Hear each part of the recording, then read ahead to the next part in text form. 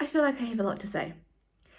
It has been a busy week, and I don't know why I always choose to vlog on these busy weeks, but then I guess it gives me something to vlog about, so it kind of makes sense. But yeah, anyway, so it has been a busy week. This vlog is kind of my 34-week update. Sorry if everything is shaking. I'm so tired. I don't have the time or patience to set everything up properly. Sorry, my camera's just sort of on a tripod on top of a lunchbox on top of the table because it's late at night. My kids are asleep, thank goodness, and my husband is out for the evening, and so I just want to sort of get this done so that I can go to bed. And I could have waited until tomorrow to do this, but I decided no, I would do it right now because I don't know what tomorrow's going to be like. So anyway, I got my nails done on the weekend. I don't know if you ever really pay much attention, but every time I do a vlog, I seem to have different nails. So that's these nails. They are my natural nails. They are just gel nails. I go to a beautiful lady at her home probably every 3 to 4 weeks to get my nails done, and she does an amazing job. And my nails, when I first started this, which was actually when I was pregnant with Jacob, I first started getting my nails done, and they were horrible. I was a chronic nail biter, and now I'm not, because I have such beautiful nails and fat hands at the moment. Can't even wear my wedding rings. Actually, if you've also noticed, I haven't actually worn my wedding rings for a very, very long time because I don't even think I fit back into them after having Jacob. Anyway, I started there because that was the first page of my diary, and it said my nail appointment for 8:30 a.m. So we had like a really busy weekend. We had to have our house inspection. So on Sunday, it was 1 year since we moved into this beautiful home, and we had to have a 1 year inspection, and also was a chance to sign on to another contract, which our landlords wanted to sign us for another year, but I don't even know if I've really spoken about this in a recent vlog, but we have officially made the decision to move to a city rather than living here. And it's really daunting. I don't even know if I've spoken much about this at all. I know that I did the one video, and we were looking at moving to a place on the beach that we had gone to over the Christmas break, and we fell in love with the place, and it was an absolutely beautiful place. But you know, we weighed up a lot of the pros and cons about moving to that place in particular. There were a lot of pros, but there were also a lot of well, not a lot, but there were some cons that seemed to be like relatively big cons, and we've sort of come to the conclusion that it's probably more like a once our kids move out kind of place that we would live. Like we would go and buy a house there once our kids have moved out, moved on, and going and doing other stuff in their lives, having families of their own or whatever, anything like that. So we decided against it, and we thought, well, perhaps we're just gonna stay here for a bit longer. You know, Max has started at his school. I think it's week 7 now, and he is absolutely loving it. He's thriving. The reading that he knows how to do, like, it just honestly, it astounds me, the things he knows how to spell. He was on my phone the other day, and he was writing out a text message, and like he's just he's just like changed and grown and learnt so much in the past 7 weeks that, like, you know, he loves his school, he loves his teacher, he's made some really good friends there, though he was nervous about that in the beginning because all his friends from kindy went to a different school.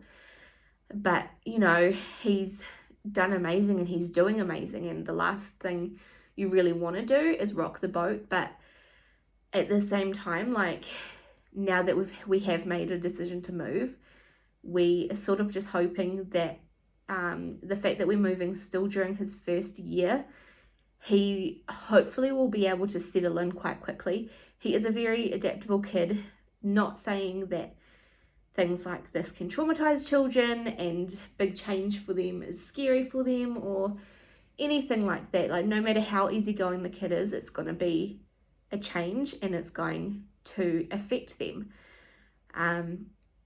But we're hoping that because it's still in his first year of school, there are always going to be new people starting. So, you know, we're going to try and move during the school holidays, depending on houses.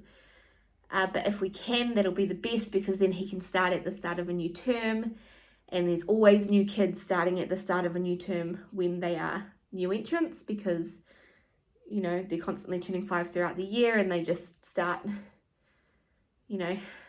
The hard thing is that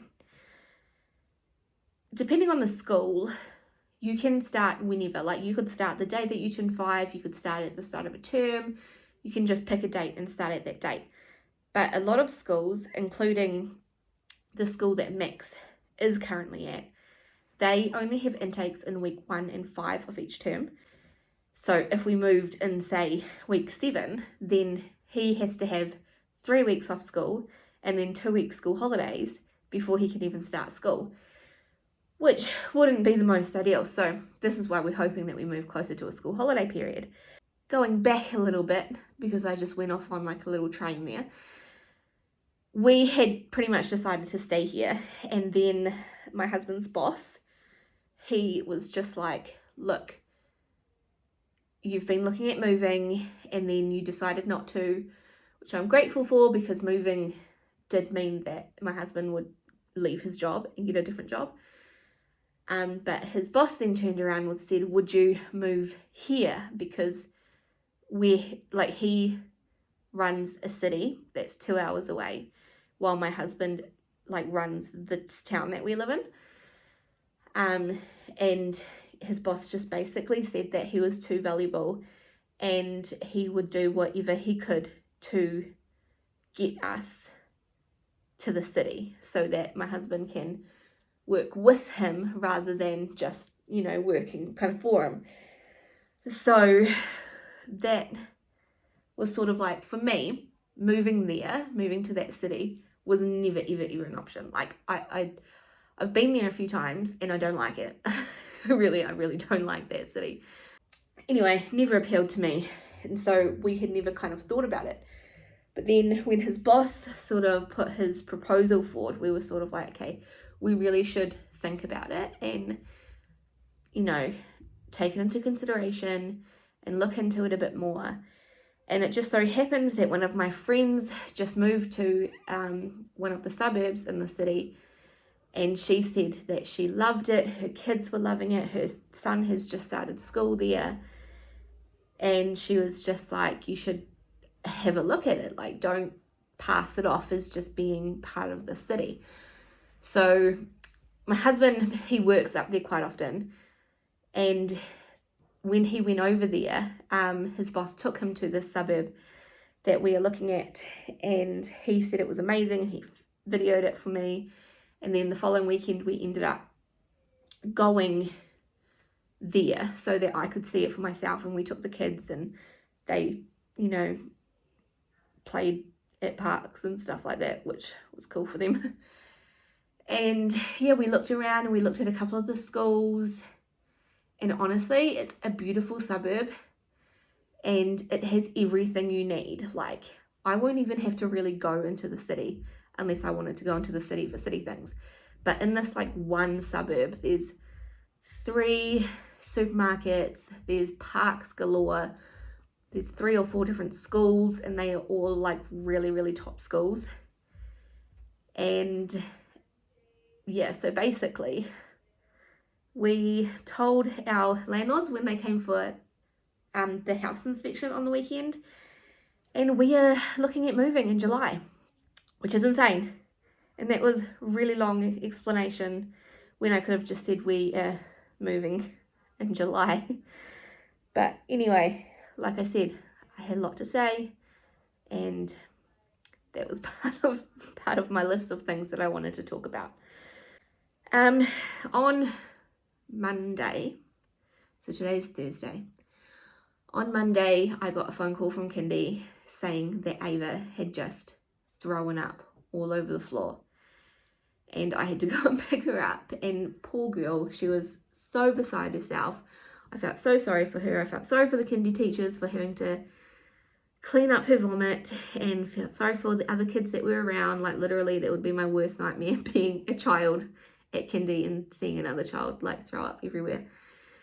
But I went to go and pick her up, and yeah, I was super worried that she had like a stomach bug.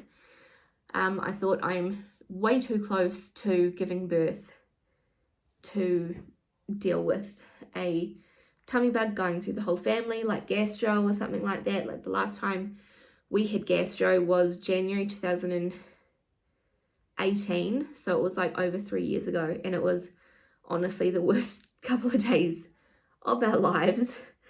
And I thought, we've got 3 kids. I'm so close to having another baby. The last thing we need is a tummy bug running through our house. But she was totally fine afterwards. I kept her home on the Tuesday because you have to keep them home for 24 hours after the last vomit.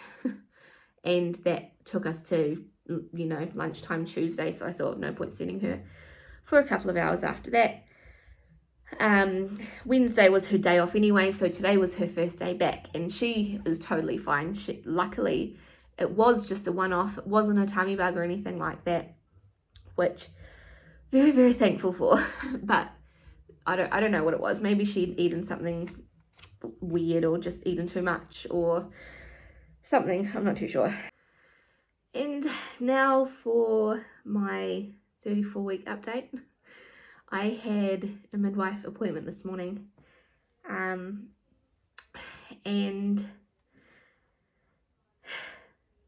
what happened?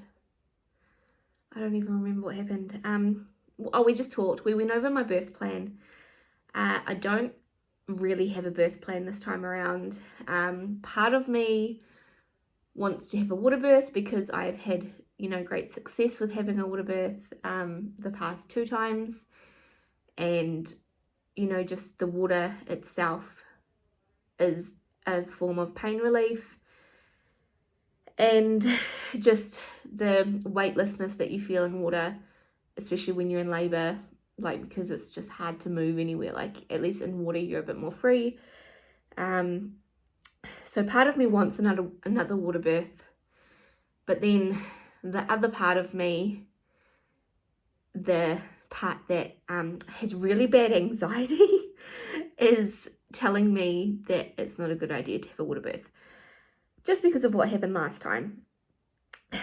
So pretty much my birth plan this time around is the same as, the last time, where my plan was to stay at home for as long as possible and then go to maternity when, I felt like it was time to go to maternity, which luckily at my last birth with Jacob, I think I was able to hold out pretty well. By the time we got there, I was already 7 centimeters, and less than an hour later he was born, so I wasn't even there for that long. And I'm hoping that because my births have been quicker each time, I'm hoping that this one will be even quicker still. Might not happen, but positive thinking. We're all about the positive vibes, because the quicker the better. Get it over and done with. So we spoke about that, and pretty much my plan is stay at home as long as I can, go in there and just pretty much see how I feel at the time. My midwife said we can always have the pool ready for you, and then you can hop in there and labour in there, but when it comes time to push, you can get out. But then my thing is like, am I going to be able to get out if I'm already in there? Am I really going to be able to get out of a pool full of water that I feel weightless in and that is helping with the pain when I get the urge to push? Like, I don't know if I can do that. So we're just going to see how it goes on the day. And I might labour in the pool. I might labour in the shower. I might labour on a bed. I might labour on a ball. We will just see how I feel at the time. Yeah, so we went over my birth plan. We went over the next couple of appointments. I have an appointment in just under 3 weeks' time, and I am very much looking forward to that. That'll be my 36-week appointment. It's just before I'll be 37 weeks, but it will be my 36-week appointment. And I will get my blood forms to go and get my iron levels checked then. Hopefully, fingers crossed, they are doing better than, they have been. They're pretty low.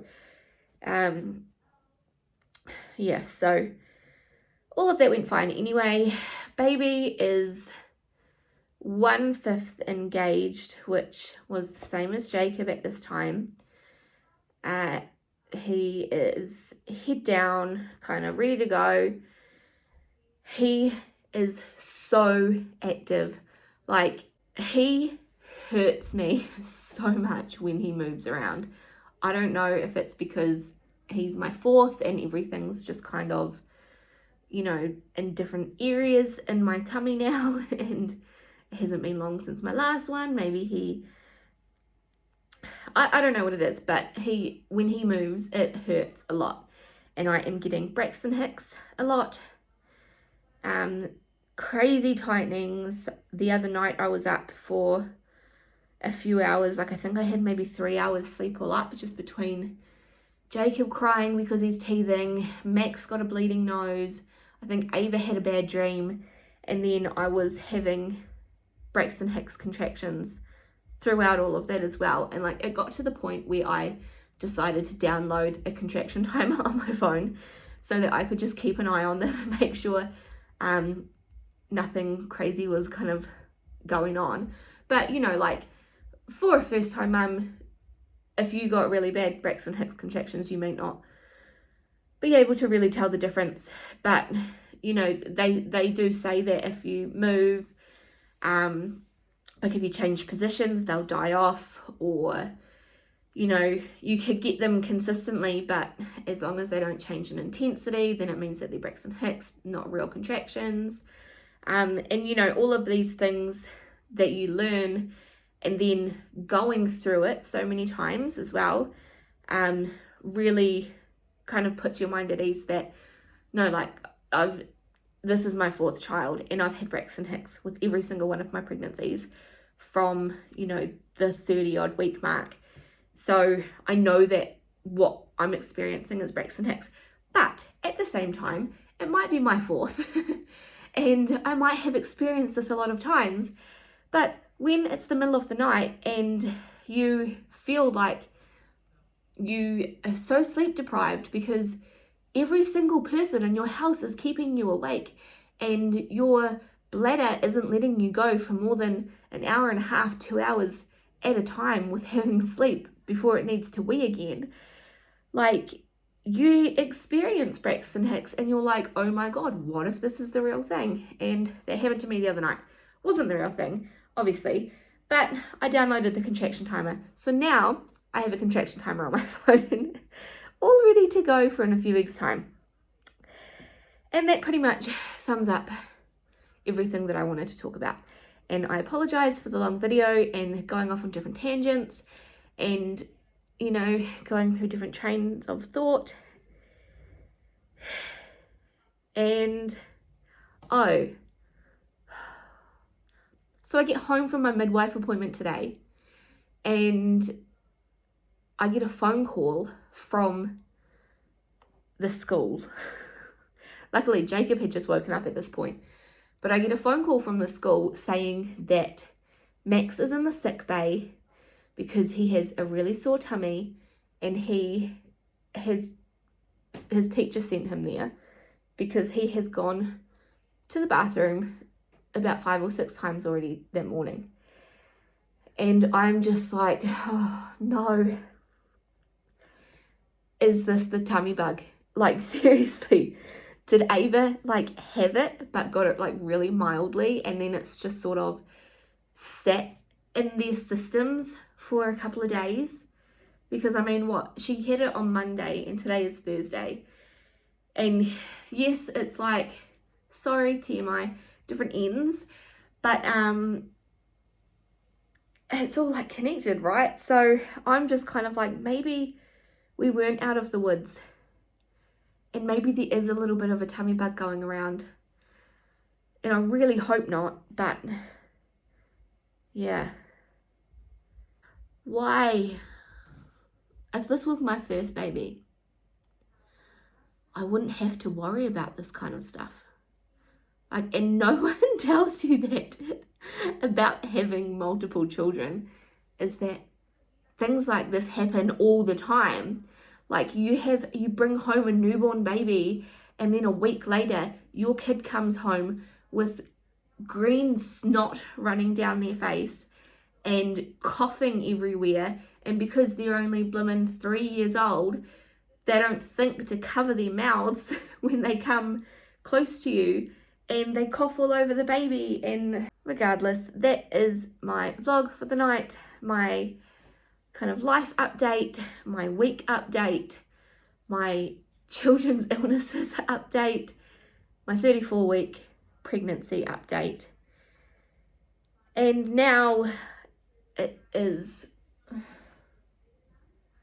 8:45 at night, and I am probably going to go to bed because I don't know how tonight's going to go. And like I said at the very beginning, when I said I could wait until tomorrow to film this, I said, well, I don't actually know what is going to happen tomorrow, so I didn't want to risk it because I don't know if Max is going to be worse. I don't know if he's going to be up half the night. I don't know if next thing Jacob is going to be sick.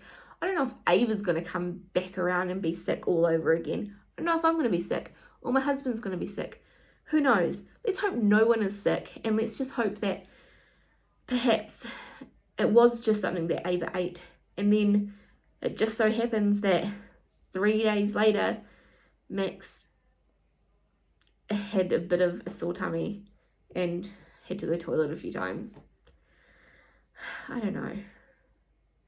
That is my update for you, and my next vlog I will be doing will be the hospital bags.